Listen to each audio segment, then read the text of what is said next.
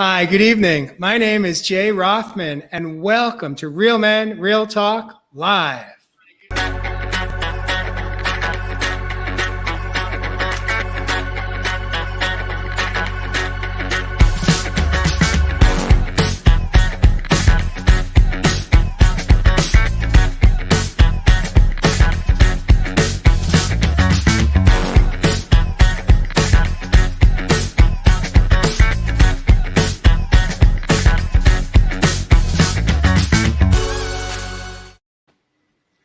Again, my name is Jay Rothman, and I am the host of Real Men, Real Talk Live. This evening, I am excited to have in our studio co-host Jeff Fasano coming in from Nashville, Tennessee. Josh Ritcher coming in from Santa Monica, Los Angeles area of Southern California.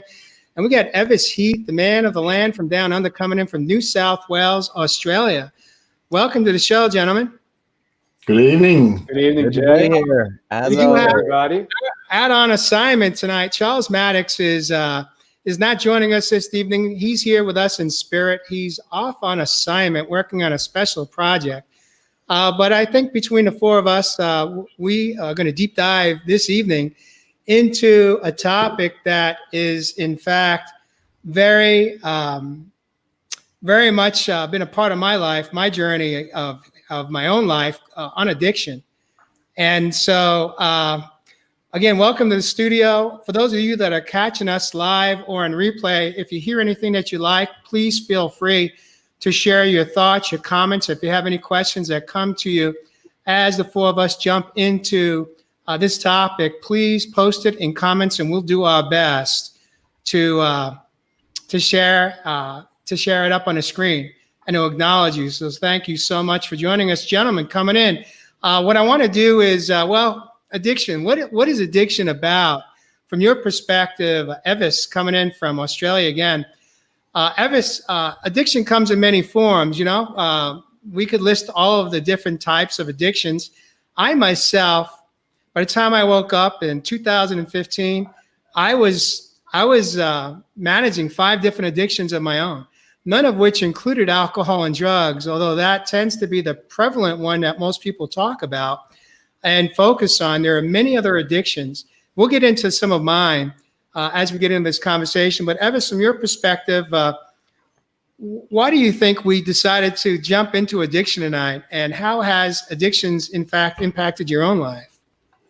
Oh, Jay, thank you. And welcome all of our beautiful audience out there. And as always, thank you so much for your support.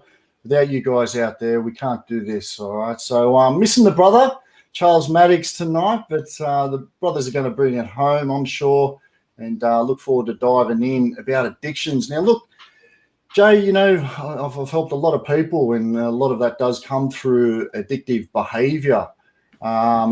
I like to break down these words, and when we think about that word addiction, one of the simplest definitions I've ever heard was from the great Dr. Joe Dispenza, and he defined addiction as something you can't stop. Something you can't stop. You know, we create these habits, these behaviors over time. And I think what I really want to unpack tonight, not only from my own experience with addictive behaviors, particularly through that, you would say through my early 20s, going into that addictive behavior and finding addictions in, you know, just about anything, but where do they actually come from? And what haven't we unpacked? And what are we actually fearful of maybe confronting? You know, we've had this time of pause and reset and a little bit of unrest that we're in now, but we've really come to an opportunity to unpack a lot of that stuff. And if not, I'm finding a lot of people that I'm helping, they might have actually grown themselves some addictions, some addictive behaviors. So where I want to dive in tonight, and for a lot of people that I help, I want to talk a little bit about addictions through eating, through comfort eating. So being able to unpack some of these deeper things that lie underneath the addictions and really start to come to the surface so we can start moving forward into what we want to be and truly, define ourselves as the higher self. Yeah, I love that, Evis. Actually, food was one of my addictions. It was a very seductive relationship that I had for decades. It started in my childhood and just advanced over my lifetime. And even today, I work on, let's say, managing that I don't go down that. There's a very slippery slope because you see, food is a necessity. We can't live without food.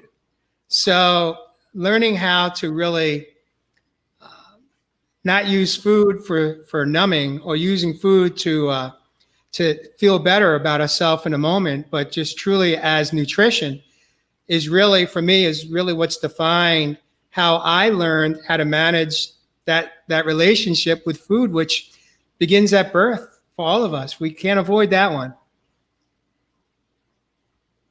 Yeah, 100%, Jay, 100%, man. And what about yourself, Jeff, Mr. Jeff Fasano? I was just, as we're sitting here, I'm thinking about what are my addictions, and just thinking about addictions in general. Stuff came up like people who are addicted to drama, people who are addicted to creating stuff outside of themselves to feel alive, creating stuff in your nervous system so you can feel alive as opposed to being alive. Taking those hits to the nervous system. Most addictions are in place, and we all have them, to really avoid our feelings, to really avoid the feelings that are coming up in certain situations. Things come up inside of us. I remember 9/11 in New York, and you would walk around and look in a bar, and it was packed, and it was mainly packed with a lot of guys. Addictions are formed to avoid what we're feeling, to numb us out to what we're feeling, and to keep us distracted from what we're feeling. Instead of going within and dealing with our feelings, we create these distractions and these addictions. So anytime feelings start to rise within us, and we don't want to feel those feelings, we want to avoid those feelings, which is what most people do. It's about avoiding our feelings, stuffing our feelings, repressing and suppressing our feelings.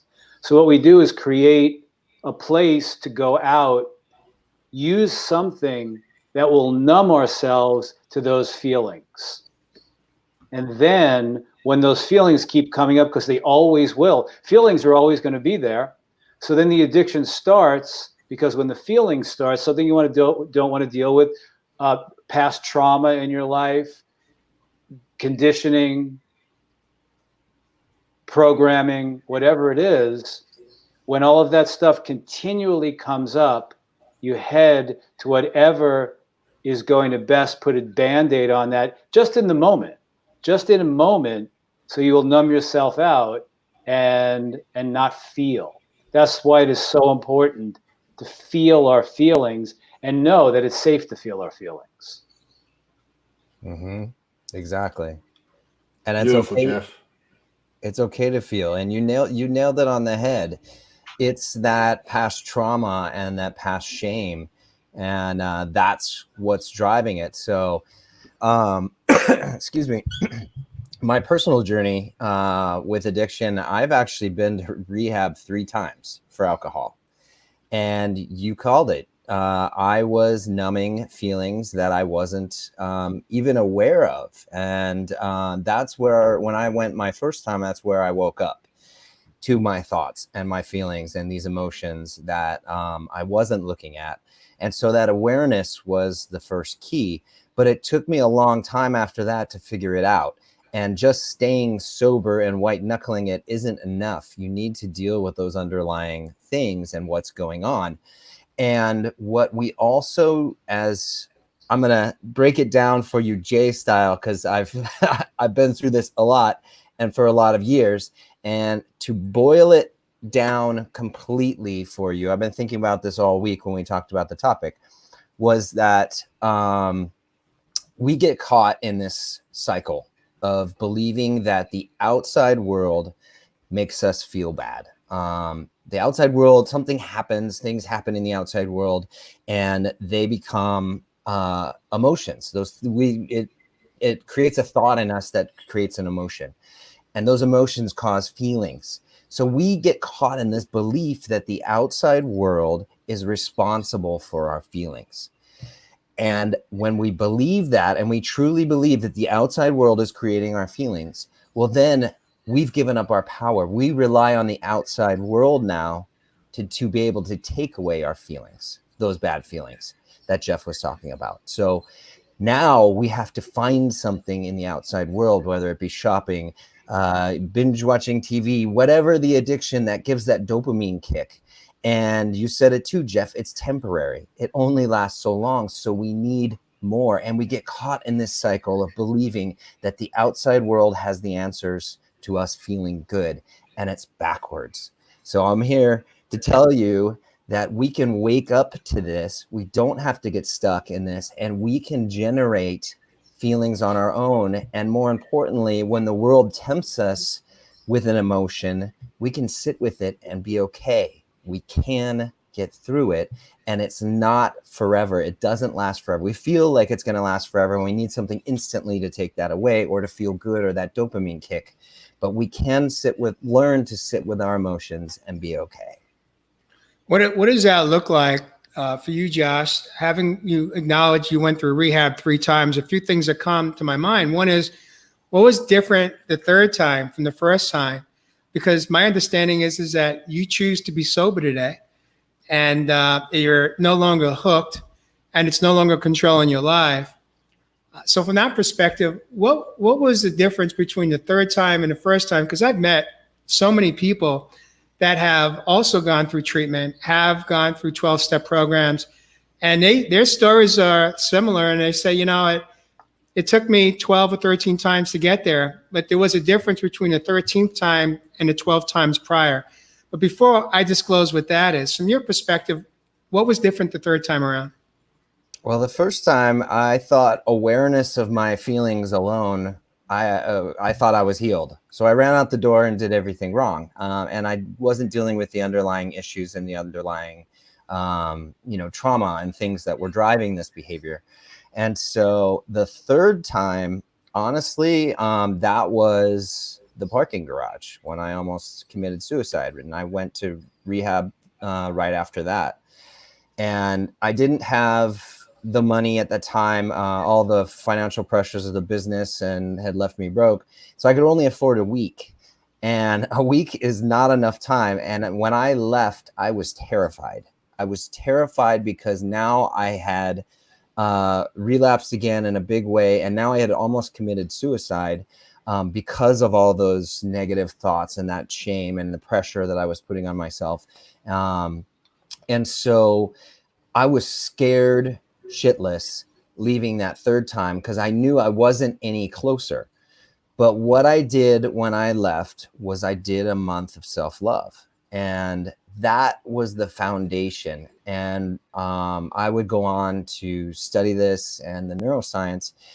And what I found out was I didn't have a drinking problem. I had a thinking problem. And it was my racing brain that would get stuck in these negative ruts and these negative patterns. And that's what I was numbing. That's what I was trying to turn off. And so as soon as I cleaned up my thoughts and my mind and practiced daily gratitude and got into the self-love and went on this whole journey of uncovering what all of this is and how we can rewire our brains and take control of our thoughts, that's when everything changed. But honestly, it was a month of self-love was the beginning of it all. Wow. This is really powerful, Josh, because, I spent a number of years in 12-step rooms, again, not for alcohol and drugs, but in support of others that have, but for my own addictions that didn't include those. However, what I found for me personally, what the programs lacked, the programs do a great job of helping those that are ready to get sober from whatever their addiction is, to get sober. And it really is there to help stabilize and even save lives. However, what I found lacked was a roadmap to really going in deep, to understand, to get to the root cause of what is behind the addictive thoughts and addictive choices and behaviors. And what you did, because you were out of answers and you were out of time and you were out of money, is that you had hit your rock bottom, because the difference between the first two and the third one was now you upped your game, in a sense that you are on the 5th floor garage of Sony Studios, ready to jump. And that, in fact, was your rock bottom. But that rock bottom was really the beginning of your healing journey. Now, the healing journey is almost like it's part of, but it's really separate from the addiction, because ultimately what you figured out was that the addictive behavior and choices you were making were really just a symptom. They were not the problem. And at least in modern society, we tend to look at addictive behaviors as the problem and treat them as the problem, when in fact, they're just a symptom. If we want to call the problem, is that we have to go in and really look at what is at the root of wanting to numb out. What is at the root for wanting to escape? What is at the root for just not wanting to feel? And one of our audience members here, she said something to the effect like, in order to heal, you have to be willing to, basically feel. I talk about it in 3 terms. We have to reveal it, we have to feel it, and then we can heal it. And for me, that was the mantra, that how I showed up early on in my own healing journey, because all of, addictions for me was a big part of me hitting a bottom, but it was just a part, it wasn't all. But ultimately what I had to learn how to do was really look inward and start to face the shadows, the parts of my life that were not working. The shadows are the parts within myself where the wounds lie. And once I started to focus on self-care, as you described it, and really creating a new way of living as you experienced, that opens up, that's the gateway to self-love. And once we start to experience what that can feel like, it really reduces the desire to numb ourselves out. Yeah, right? Exactly. And it was, by healing myself, the need to numb went away. I didn't need it anymore. I could soothe myself. I can create my own good feelings through positive practices that I do daily now. It's now my life. It's now what I do. And the need to numb or a desire to numb is not even there. I would rather stay present and stay fully aware and fully in my emotion, good, bad, ugly, everything.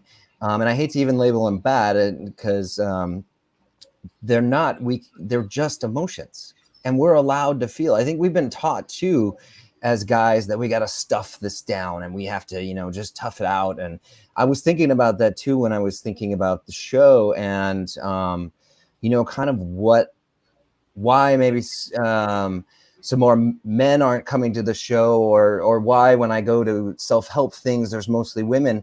And I think there's this sort of systemic thing that we just have to tough it out, and we got to fight it out. And then, you need something to numb that, because you're just bottling all that up. So yes, it's safe to feel. And you're absolutely right, Jay. That is the path to healing, is when we finally allow ourselves to feel and be okay with that, and truly be okay and say, wow. I've had days where I'm like, I am super uncomfortable today. I am, I just feel like crap. I don't, something's going on in my life and I just feel awful, but it's okay. And I don't need anything to take that away, because I know it's temporary. When you go ahead, Ev. No, it's powerful, Josh, man. Honor your story. And just, you talk about the rehab a couple of times, Jay. I know you've opened up about it. I've helped a couple of people that have been through the 12-step program. I've always been interested in, okay, you go through this 12-step program, but like you said, Jay, what is that 13th step? What is the tools that you can now apply into your life and be able to create possibly better, healthier boundaries that are not going to find yourself into those addictive behaviors? From my perspective, the issue that I found was what I'll call there are cracks in the foundation of 12-step programs, because the first 12 steps are really there to save lives. They're there to stabilize you. They're there to give you recovery, right? Now, for an analogy, when you go to the hospital and you have surgery, they first put you in ICU, right, on the back end of surgery. And you're in ICU because you're in a precarious position. You're at risk. And you're there to be stabilized and to be monitored. But at some point, you move from recovery, from ICU into a regular room, and eventually you get released from the hospital to go home and to complete your recovery. Now, when you have a gallbladder removed, you don't spend the rest of your life identifying as, I'm in recovery for having a gallbladder removed. You go from recovery to healed. Now, what the programs lack, in my humble opinion, are the second 12 steps. The second 12 steps should be the steps of healing, so that once we are have recovered from let's say the unhealthy addictive behavior, the choices that we made, now we get to really deep dive. The second 12 should be the steps of healing. The steps of healing are going deep within and facing our wounds, our traumas, our pivotal moments that brought us to that point where we started to lean into food, into binge watching TV, into cigarettes, and into alcohol, into drugs, into gambling, into shopping, retail therapy, into sex. You name it, it's all there.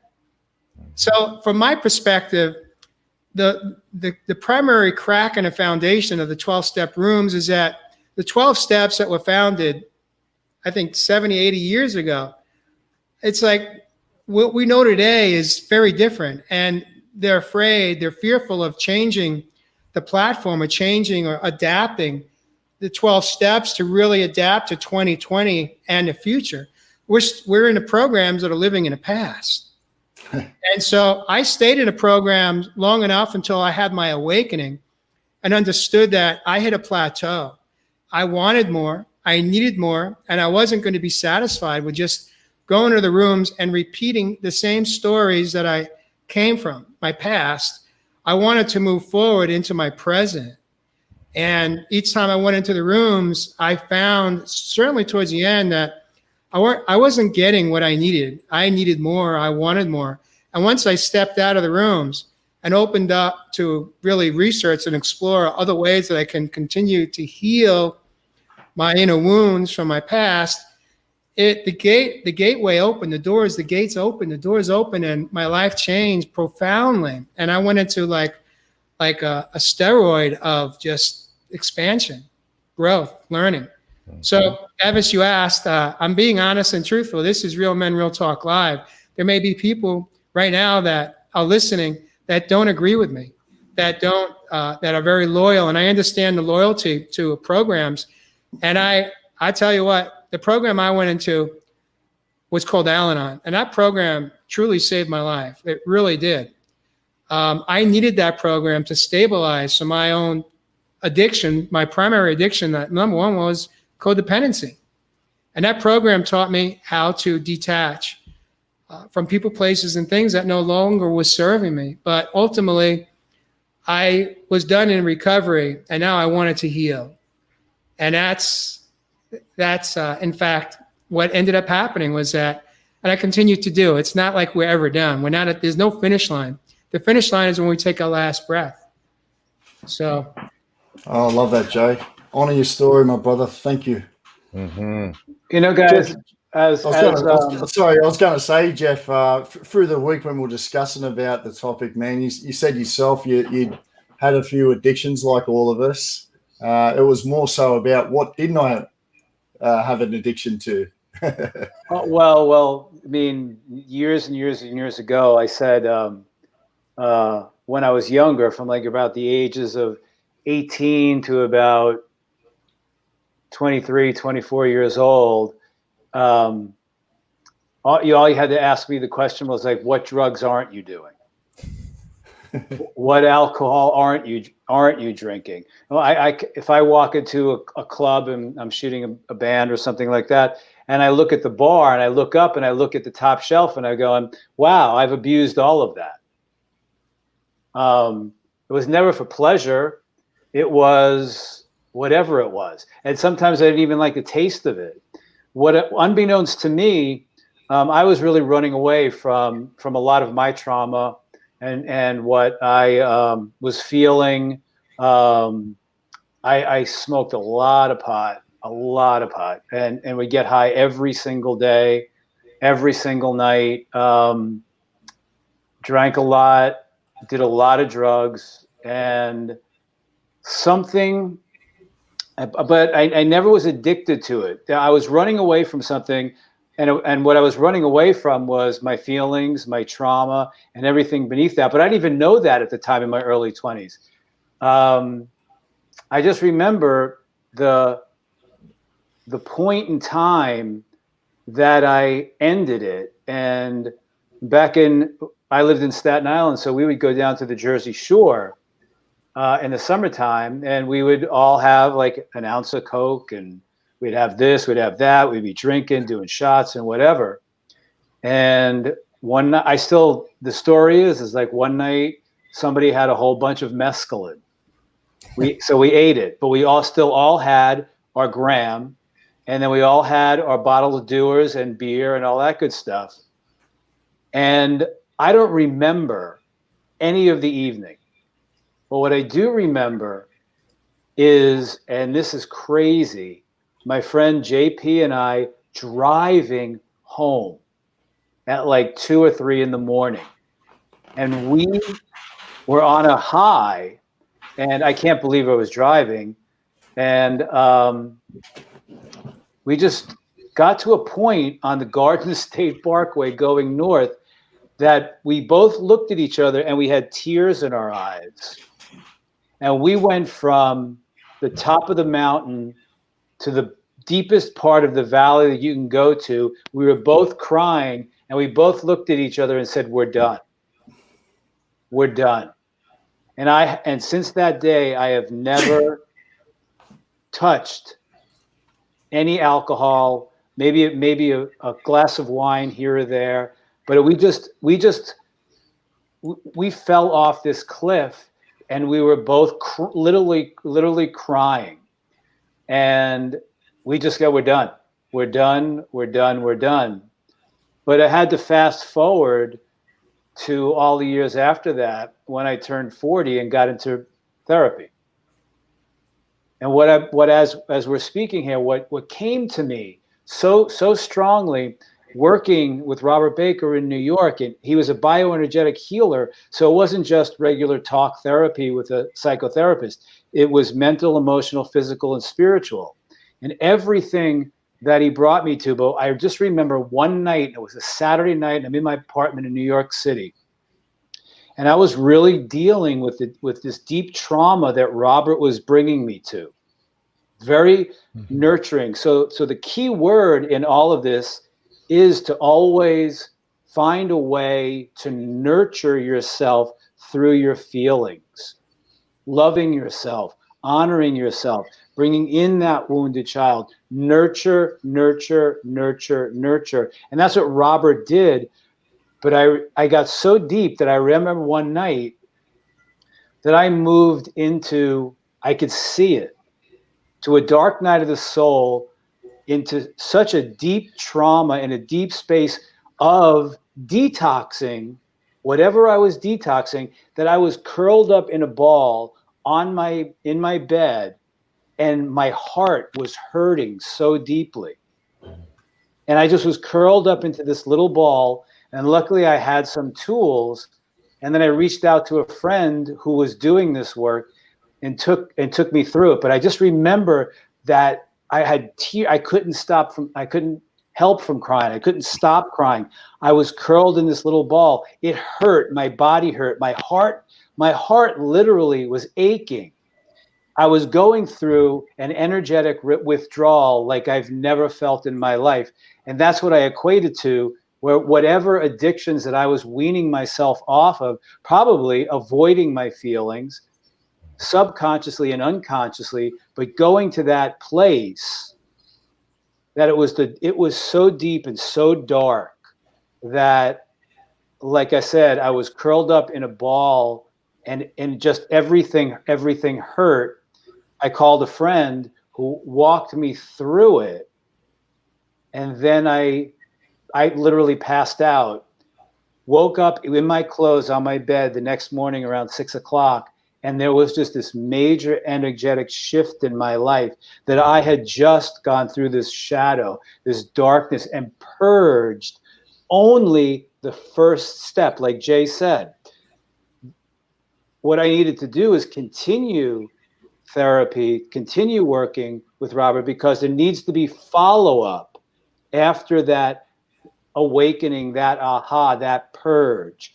And it was so deep. And then the following week, I went to Robert and we talked about it. And then he was there to shed light and move through it. So there always needs to be a follow-up. There always needs to be a support system. Beautiful. Thank you for sharing that, Jeff. I really appreciate you going in. I want to ask Evis. A question came up from Mary in a community here, and it's directed at you. And so I'm going to put you in a hot seat right now because you've done a great job of asking us a bunch of questions. But her question is, Evis, were you addicted to working out? And I'm going to back in that. If the answer is no, what have you played with in your own lifetime with addictions? Yeah, 100%. Look, if you look at my story, Jay, and I have opened up a lot about where I really throw a lot of my energy into the physical body. And if you look back, there were probably days there I was training 7 days a week. And you could probably look at that as an addiction because I couldn't stop. And I was masking some of those feelings that later on, in the last 5 years, that had come to the surface. But I never really realized that, when you're in that spur of the moment. And I know going through my 20s, there were times there, partying, the heavy drinking, the relationships thing, all the above were coming to the surface and grew some addictions. There was one night there I remember, and I haven't really told the story to many people. And I'd had that much one night that I remember passing out and then looking into thin air. My eyes were open and it was just pure blackness. It was pure dark. Now I knew in my own heart that it was time to stop, that it was time to make a healthier boundary because it was not who I wanted to be. But it meant a lot of things, and you brothers have opened up some deep stuff. And one thing that I think we've just sidetracked is the environment. We innately, as human beings, the way we're hooked up, we're chasing the pleasure part of our brain. And we forget that some of these addictions are within the environment. Now, that environment could mean the people we're hanging out with. It could mean the actual location that we might be at. It could mean, some of those things combined. But that environment plays a big thing where we base a lot of our feelings and emotions, like you've talked about, that we're chasing that pleasure center of the brain. So for me, from that point, that blackout, you might want to call it, I really dipped into a lot of deep books. I didn't go to the whole rehab side of things, but I started to really get into my own awareness about why I might have been finding myself in these particular situations like that blackout, for an example.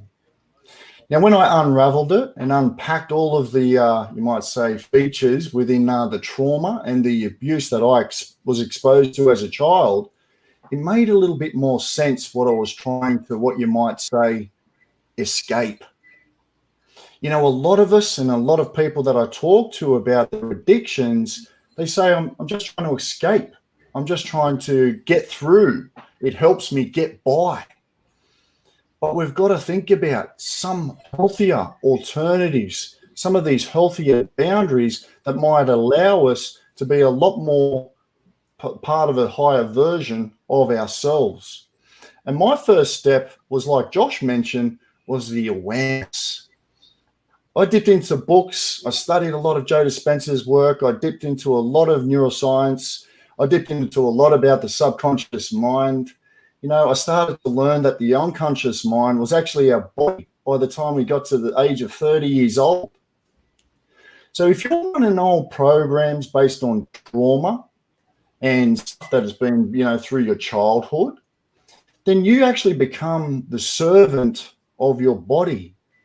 It's not the other way around. Your mind's not controlling the body. The body's actually controlling you.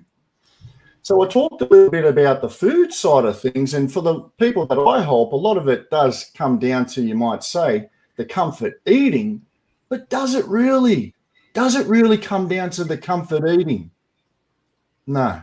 Like others have talked about, these things are external. This is the cause and effect. We have the ability to cause the effect, which we start to take in account, like I said, a lot of that trauma, and then start putting in those healthier boundaries to start creating a lot that we want to see.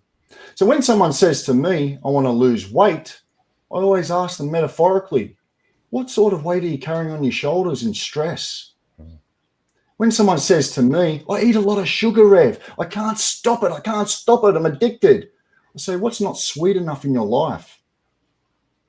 Someone says to me, you know, I just get addicted to these sweet sour lollies. Well, what's sour in your life? You see, we have this beautiful thing called life outside of us. And it really is symbolic. It's really metaphoric. But once we start to become aware of it, we start to take ownership of some of those things that we might have found ourselves in to get ourselves out of. So, yeah, Jay, I don't want to steal too much of the time, man. That was beautiful. That was beautiful. I have a question for you guys. I mean, we've all sort of touched on the fact that we had to hit bottom. And my question, and for everybody out there, people who might be on the path of numbing and wanting to create a change, do we have to hit bottom? I know it's an incredible motivator because I had my back against the wall and there was no other option, and that was an amazing motivator. It got me to do a lot of things that I wasn't willing to do or try before. And that's the whole thing, is if we want to create a new life, we have to do new things. The old patterns, simply doing the old patterns, aren't going to facilitate a new life. We have to do a lot of little things differently. And a lot of that is cleaning up our thoughts and creating new thoughts, which create new emotions. You talked about that last week, Jay. So yeah, my question I'm going to pitch out to you guys, do we need to crash before, and do we need to hit that bottom before we can create change? Or is wanting change a motivator enough? I'll jump in right here, Josh. It's a great question. And I think how I coach my own clients is that we all have a different level or threshold for pain. Some of us, unfortunately, our threshold for pain is in fact death. Not all of us are given that second chance or the third chance or the 12th chance to get our life back in order. But it comes down to threshold for pain. You know, it's like when you're done, you're done. Some of us have to be near death to wake up. Some of us not so. Some of us, you know, we're able to just see our relationships are hurting, our relationships are failing. We're not happy at home. We're not happy at the work or the office. Everywhere we turn, we're facing and feeling resistance. And we have this moment of clarity when we realize that there's a behavior that we are choosing to live in that is actually preventing us from living. And in that moment of that aha moment, as it's referred to, or clarity, that's enough for us to say, I surrender. I remember when I was a kid on the playground, Josh, you're probably too young for this, maybe not, but at least for me, when you were in a head hold lock, all you had to say was one word, 2 syllables, uncle, Uncle. I give up. Mm. And really, that's what it comes down to, is like, it just depends on our threshold and how much pain can we endure. Some people would say, Jay, you had a really high threshold for pain. You had a very high tolerance. We're not all engineered the same way. And so some of us that have lower tolerances, thankfully, awaken sooner and say, I'm done. I give up. I surrender. Uncle, where do I go? What do I do? What do I have to do to get out of this loop, out of this cycle of self-sabotage, of self-deprivation that is not only hurting other people that I care for in my life, but most importantly, it's destroying who I am. And through this addictive choices and behaviors, we lose ourselves. And so that's my answer to that. What I'd like to do is in a spirit of keeping us moving forward, I want to jump on something that Donna shared. She said, I think this is really a beautiful statement. She said, I was addicted to needing to be needed until I realized it was just needing to feel loved. I so resonate with that, Donna. If I have an addiction, that is one of mine, is pleasing everybody, needing to be loved, giving ourselves up to be loved, taking care of others' needs to be loved, doing pretty much living your life needing to be loved, needing to be liked by everyone, letting go of, at times, your self-love and self-esteem to be loved. And all of that is a lack of self-love, a lack of self-importance, a lack of worthiness. And I'm still in that phase and still learning and moving deeper into that. But if I lived my life like that, I needed everybody to love me, everybody to like me, and I will do anything for that. And if that's one addiction that I have, and eventually, though that's loving with attachments, I had to start releasing all of those detachments, bring it back to me, coming into my worthiness and living in my higher self and living on a different plane, on a multidimensional plane, and really work on the trauma of that programming and that conditioning, mainly from mom, and living that. For me, it was always there, and it takes some time, but really on the other side of that is learning deep self-love. And Jeff, I'm curious, because that one's a great one, because it seems like a good thing, right? I mean, you're the person that helps everybody, how did that hurt you in life? What did you sacrifice for that addiction to need to be loved by everybody? What I wanted. I'll just, here's a perfect example of this. When I first got into therapy with Robert Baker 20 years ago, we had a couple of sessions, and he started breaking my ego mask, cracking that ego mask, going through it. And one day he asked me, I remember it. So he said, so Jeff, what do you need? And I looked at him, and I was 40 years old, and I had no idea what he meant. And I lost it. Nobody in my entire life of 40 years ever looked at me and said, so what do you need? What do you need, Jeff? What do you need? My parents never did that. I didn't even know how to answer that question. I didn't even know what a need was. All I knew was I could take care of your needs. I could take care of your needs. Robert, I'll take care of your needs, but I don't even know what I need. And I lost it. I literally broke down in that moment, and I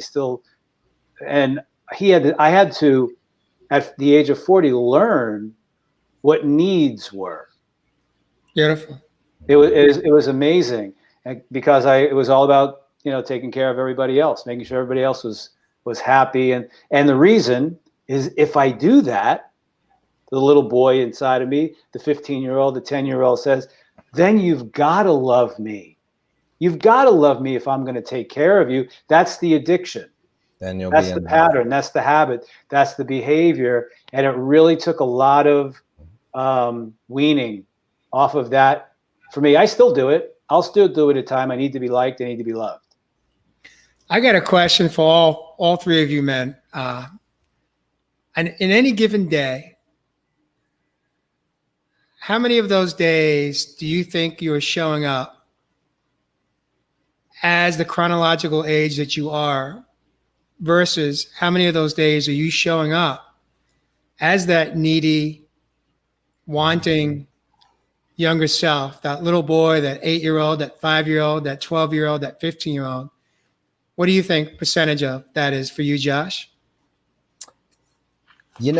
I'm aware of it now, so I catch myself in the moment frequently. I mean, I'm tempted to feel something. I haven't heard from the girlfriend in a while. I'm like, wow, was it something I said? We all turn to that to ourselves first, and I catch myself in the moment going, oh wow, I'm being needy, or there's some sort of a feeling that I'm feeling right now. What is this? And I examine them. I'm pretty well versed in examining things in the moment now. And if I have time, I'll pick it apart, turn it around, examine it from another angle. Curiosity is a really powerful tool. And it can offer a lot of insights if we're brave enough to be able to examine this and sit with it. And so I try and live my life as aware of discomfort when discomfort hits me, and I look at it in the moment and say, what is this truly? Thank you for sharing that, Josh. I love your honesty in this moment. With what time we do have left, I would like to invite each one of you. You have 2 minutes or less to answer this question. With the current circumstances in the country that you reside, that you call home. For 3 of us, it's the United States. Evis, it's Australia. There is a lot of uncertainty, a lot of discomfort, a lot of pain right now that we are all experiencing, and to an extent, and being impacted by. Knowing that, if you could share from your perspective with what you each have gone through in your own lives, what is one tip that you could share with someone in our audience, in our community, or someone that's listening or watching, that can help them from a perspective of managing their life in a healthier way, so that we don't either find ourselves losing our sobriety or going down a slippery slope that has a very devastating ending? What one tip that you can share with all of us? Evis, you want to start?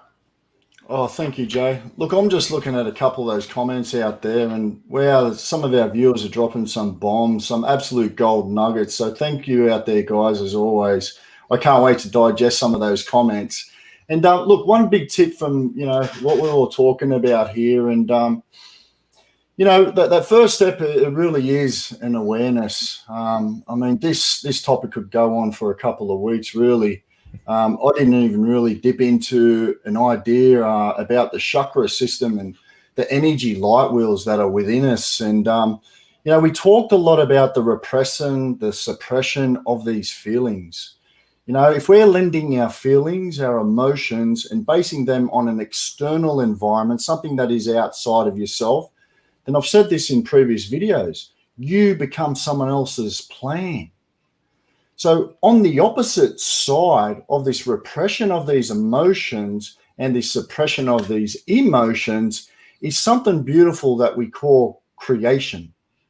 So if we are not being self-sabotaging and destructive and suppressing some of these emotions and falling into these addictive behaviors, then we actually lend more attention, focus into creating a life that we want to see. And we really do have this beautiful potential, possibility, and time to be creating the life of your dreams, your highest version.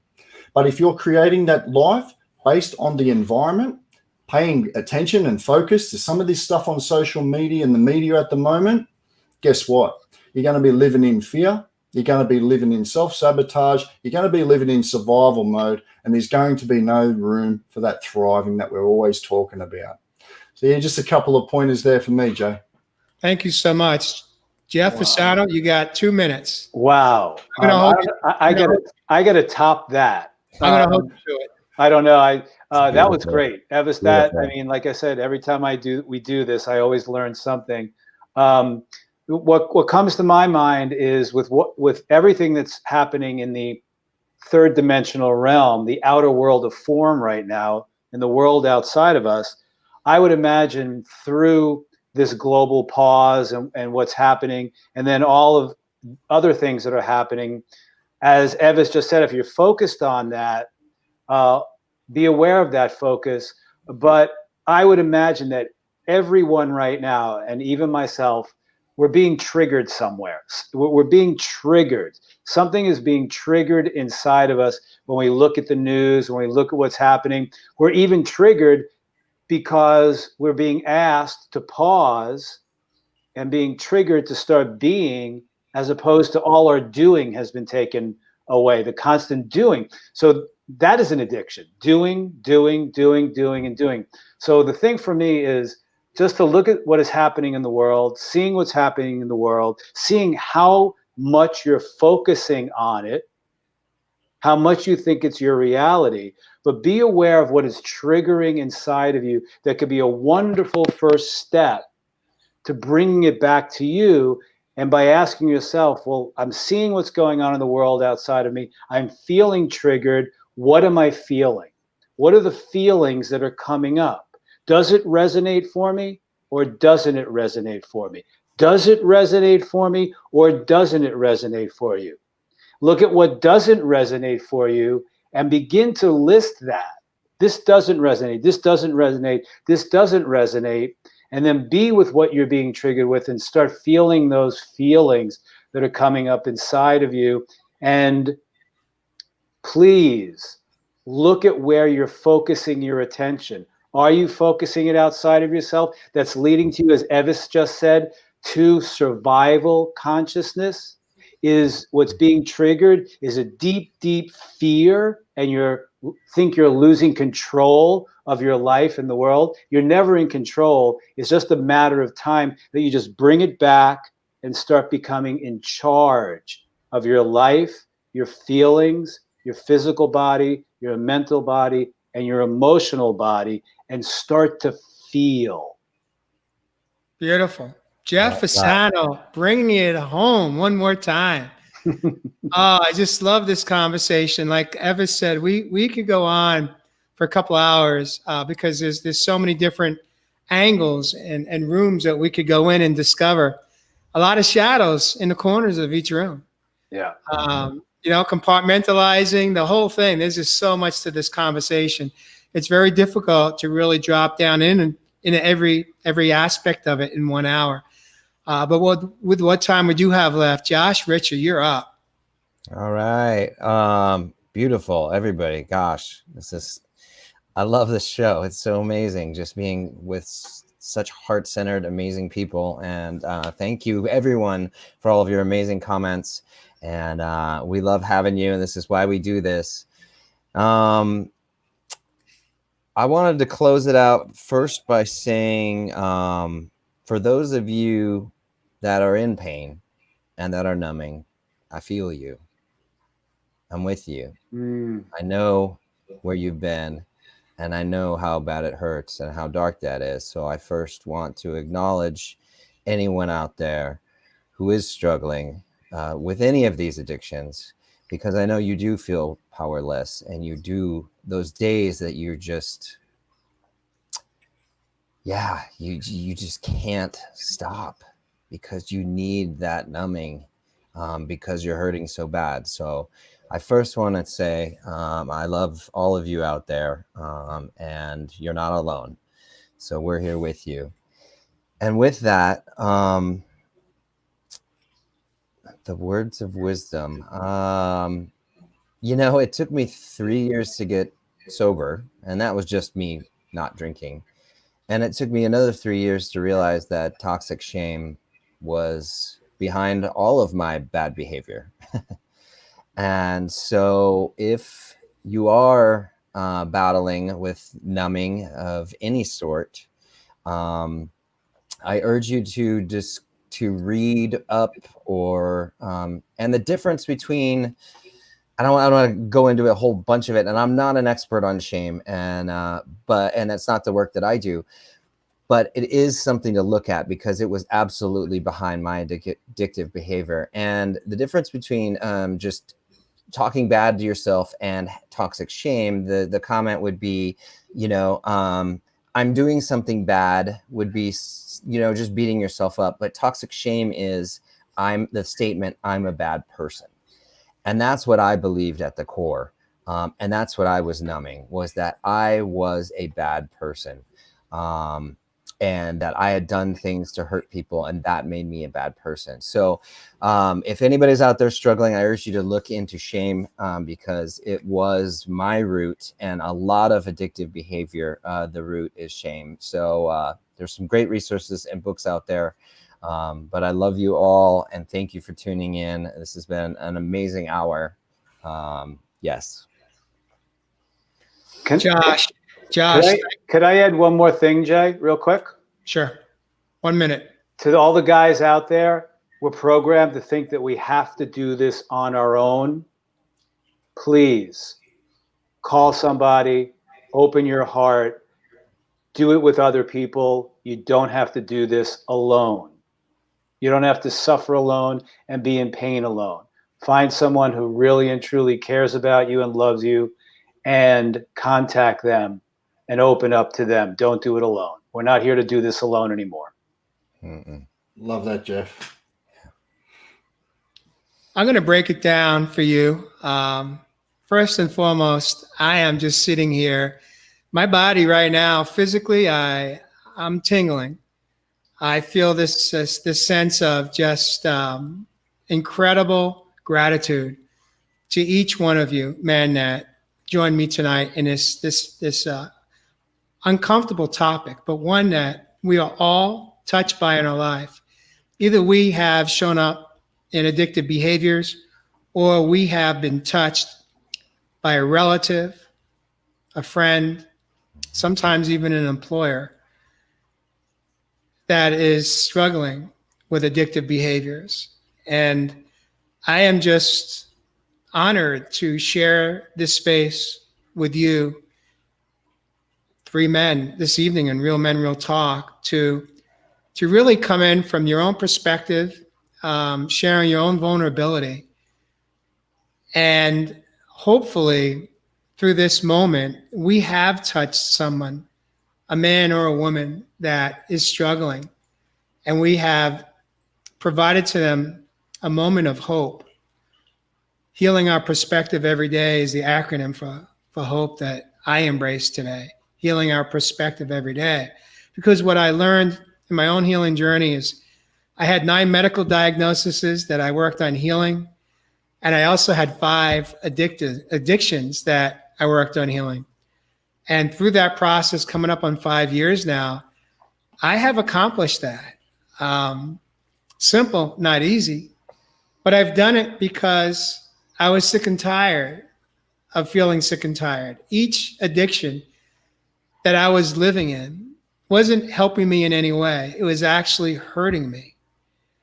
And when I finally hit my threshold for pain, and I, in fact, wasn't near death, that was my motivation. And ultimately, what it came down to was giving myself permission to get in touch with how I was feeling, and then to find a safe space where I can express it.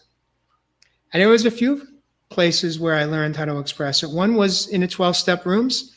Another was within my own home. Another was through journaling, through writing, something I had never done in my life, but I picked it up. And then not only writing out how I was feeling in the moment, but then reading it out loud, first to myself and then to a friend who eventually became my fiance. Because hearing me speak those words through the throat chakra, as Evis alluded to, the chakras, it took on such more of a powerful impact on my feelings in that moment. And by being able to hear myself speak those words, whatever they were, on every topic that came forward for me in a moment, it really helped me in my journey to heal my own mind, body, and soul. And so if you are in this moment struggling, it's okay. You wouldn't be normal if you weren't. That's what makes us human beings. But part of being human is that we now can take action steps. We can say, no, no more. No, I don't want to feel this way anymore. I want to begin to feel better. I want to feel better about myself. And just by acknowledging that, there's your first step. Just say, I'm ready. I don't want to feel this way anymore. I don't want to live this way anymore. And I'm ready to do whatever I have to do to feel better about myself. And through that, there's where the miracles come, is when we say we're ready. And there are men like Josh and Jeff and Evis and myself that are available if you want to work with us, for us to hold your hand, to hold you up, to give you inspiration and hope, to provide a gateway, a roadmap to healing, so that you no longer have to live in this constant state of internal pain, but you can break through, to break free to freedom. And with that, thank you so much, men, for joining me this evening on Real Men, Real Talk Live. Good night, folks. Thank you. Thanks, everybody.